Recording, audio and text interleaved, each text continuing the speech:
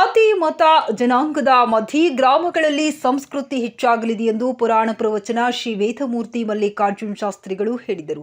ಸಿಂದಗಿ ತಾಲೂಕಿನ ಖಾನಾಪುರ ಗ್ರಾಮದಲ್ಲಿ ಶ್ರೀ ಗುರು ವೀರಘಂಟಿ ಮಡಿವಾಳೇಶ್ವರ ಜಾತ್ರಾ ಮಹೋತ್ಸವ ನಿಮಿತ್ತ ಶುಕ್ರವಾರ ರಾತ್ರಿ ಕೈಗೊಂಡಿದ್ದ ಜಗಜ್ಯೋತಿ ಶ್ರೀ ಬಸವೇಶ್ವರ ಮಹಾಪುರಾಣದಲ್ಲಿ ತೊಟ್ಟಿಲೋತ್ಸವ ಕಾರ್ಯಕ್ರಮದಲ್ಲಿ ಶ್ರೀಮಠದ ಒಡೆಯರಾದ ಶ್ರೀ ಮೌನಯೋಗಿ ಕಲ್ಯಾಣದಯ್ಯ ಮಹಾಸ್ವಾಮಿಗಳು ಮಾತನಾಡಿ, ದೇಶ ಕಾಪಾಡೋಕೆ ಸೈನ್ಯರು ಬೇಕು, ಸಂಸ್ಕೃತಿ ಉಳಿಬೇಕಾದರೆ ಮಠ ಮಂದಿರ ಇರಬೇಕು.